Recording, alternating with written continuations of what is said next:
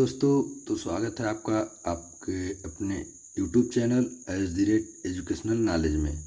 तो आज हम शुरू करते हैं हमारे राष्ट्रपिता महात्मा गांधी जी के बारे में संक्षिप्त में थोड़ा सा जानकारी लेंगे।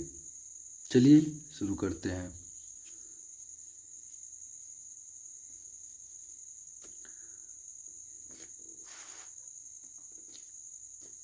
देखिए, हमारे राष्ट्रपिता महात्मा गांधी जी के बारे में हम सारे लोग सुने हैं, कुछ ना कुछ चीज़ें जानते हैं, लेकिन थोड़ा सा हम लोग इसे संक्षिप्त में और अच्छे से जानेंगे। महात्मा गांधी जी का जन्म 2 अक्टूबर 1869 को पोरबंदर गुजरात में हुआ था। इनका पूरा नाम मोहनदास करमचंद गांधी था। इनके पिता का नाम करमचंद गांधी, जो छोटी सी अंग्रेजी रियासत में दीवान थे। महात्मा गांधी जी के माता का नाम पुतलीबाई था। महात्मा गांधी जी अपने पिता के चौथी पत्नी पुतलीबाई के पुत्र थे, जो एक वैष्णव परिवार से ताल्लुकात रखती थी। जन्म के बाद इन्होंने अपनी प्रारंभिक शिक्षा अपने ही घर से कुछ दूर पर ग्रहण की और 13 वर्ष की उम्र में महात्मा गांधी जी के विवाह हो गए थे और विवाह के बाद इनके 4 पुत्र, पहले पुत्र हरिलाल, फिर मणिलाल, रामदास और देवदास थे। ये गांधी जी के 4 पुत्र थे। गांधी जी का मैट्रिक शिक्षा अपने पास के विद्यालय से ही पूरा किए। फिर बाद में इन्होंने स्नातक की शिक्षा ग्रहण करने के लिए 1888 में लंदन चले गए और स्नातक में इन्होंने अपनी अच्छी रुचि लगाते हुए लंदन पहुंचने के बाद उन्होंने 10 दिनों के बाद इनर टेम्पल में दाखिला लिए। फिर वहीं से कानून की पढ़ाई और प्रैक्टिस की, अर्थात इन्होंने वकालत लंदन से ही की। महात्मा गांधी जी एक अच्छे शिक्षक और ज्ञाता माने जाते हैं। मई 1893 में वे वकील के तौर पर काम करने के लिए दक्षिण अफ्रीका चले गए। वहाँ उन्हें नस्ली भेदभाव का प्रत्यक्ष अनुभव हुआ। नस्ली भेदभाव का मतलब ये कि अफ्रीका में चल रहे रंग भेदभाव, नस्ल भेदभाव बहुत जोरों शोरों से प्रचलित था, जो कि महात्मा गांधी जी के द्वारा इनका कुछ वर्णन ऐसे किया गया। जब उन्हें प्रथम श्रेणी का टिकट होने के बावजूद ट्रेन के प्रथम श्रेणी के अपार्टमेंट से बाहर निकाल दिया गया, क्योंकि वह सिर्फ गोरों यानी अंग्रेजों के लिए आरक्षित था। यह घटना पीटर्सबर्ग में हुआ था। इस घटना से महात्मा गांधी जी पर बहुत गहरा असर पड़ा और वह नस्ली भेदभाव के खिलाफ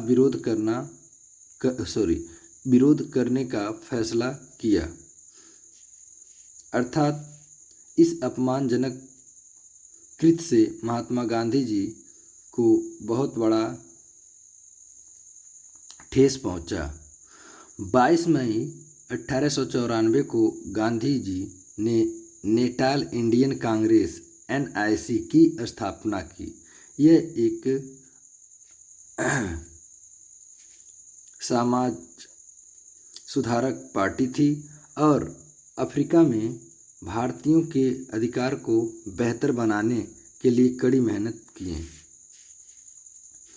महात्मा गांधी जी भारतीय स्वतंत्रता आंदोलन में भूमिका महात्मा गांधी जी का भारतीय स्वतंत्रता आंदोलन में भूमिका। महात्मा गांधी जी 9 जनवरी 1915 में 23 साल बाद अफ्रीका से भारत लौट आए। यानी उन्होंने अफ्रीका में टोटल अपना समय 23 साल व्यतीत किए। आइए देखते हैं गांधी जी के द्वारा भारत में कौन कौन से आंदोलन चलाए गए। भारत में जब वह वापस लौटते हैं तो उनका एक पहला अधिवेशन 1916 लखनऊ में होता है। फिर 1917 चंपारण आंदोलन बिहार किसानों के प्रथा। यह जन आंदोलन किसानों के ऊपर हो रहे अंग्रेजों के द्वारा मनमानी तरीके से उनसे खेती करवाना, प्रताड़ित करना और जबरन कर वसूलना, ये इसके विरोध में गांधी जी ने 1917 में एक आंदोलन शुरू किया।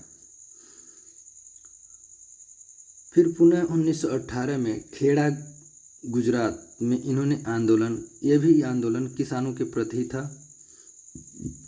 फिर 1919 में खिलाफत आंदोलन शुरू किए। फिर 1920 में असहयोग आंदोलन 1920 में असहयोग आंदोलन प्रारंभ किए। लेकिन यह आंदोलन चौरी चौरा घटना होने के बाद महात्मा गांधी जी पुनः 1922 में वापस ले लेते हैं।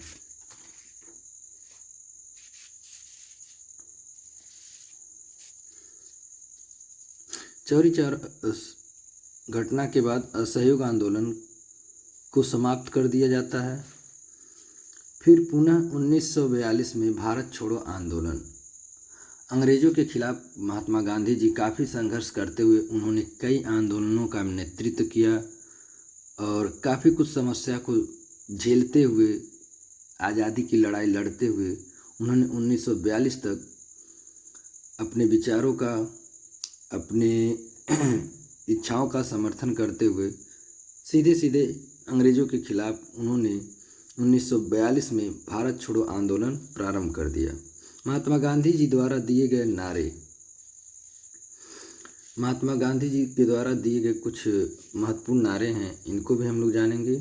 जैसे करो या मरो का नारा, भारत छोड़ो आंदोलन, जहाँ प्रेम है वहाँ जीवन है, भगवान का कोई धर्म नहीं, हे राम हे राम। ये 30 जनवरी 1948 में जब गांधी जी को नाथूराम गोडसे द्वारा हत्या किया जाता है तो यह उनका आखिरी शब्द होता है। आराम हराम है, जहाँ पवित्रता है वहाँ वहीं निर्भयता है, किसी की मेहरबानी मांगना अपनी आज़ादी बेचना, यह भी उन्हीं के द्वारा शब्द दिया गया था। आइए फिर देखते हैं गांधी जी के द्वारा लिखा गया पुस्तक सत्य के साथ प्रयोग। यह उनकी आत्मकथा है, मेरी जीवन कथा, राम नाम, मेरे सपनों का भारत, दक्षिण अफ्रीका के सत्याग्रह का इतिहास, गीता बोध, बापू की सीख, हिंद स्वराज, ये उनके कुछ महत्वपूर्ण पुस्तकें थीं। महात्मा गांधी जी का 30 जनवरी 1948 को नई दिल्ली में प्रार्थना सभा के बाद उनकी हत्या कर दी गई। उनका हत्यारा नाथूराम विनायक गोडसे था,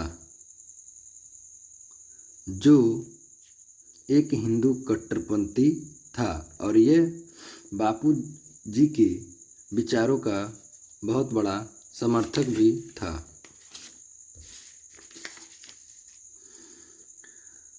हम महात्मा गांधी जी को अलग अलग नामों से पुकारते हैं या जानते हैं, तो वह नाम किसके द्वारा दिया गया, वह उपाधि किसके द्वारा दी गई, उसको भी थोड़ा सा देख लेते हैं। महात्मा गांधी की उपाधि यानी महात्मा की उपाधि ये रविन्द्रनाथ टैगोर के द्वारा दिया गया था। कैसर हिंद ये ब्रिटिश सरकार के द्वारा दिया गया था। राष्ट्रपिता सुभाष चंद्र बोस और बापू की उपाधि भी सुभाष चंद्र बोस के द्वारा ही दिया गया था। यह 6 जुलाई 1944 को सिंगापुर से रेडियो के माध्यम से दिया गया था और इसमें सुभाष चंद्र बोस ने इनकी पत्नी की मृत्यु होने के बाद शोक जताते हुए बापू की उपाधि दी थी। तो दोस्तों, आज का कैसा क्लास रहा, आप लोग कमेंट सेक्शन में अपनी बातों को ज़रूर रखें और लाइक, सब्सक्राइब, शेयर ज़रूर करें। धन्यवाद।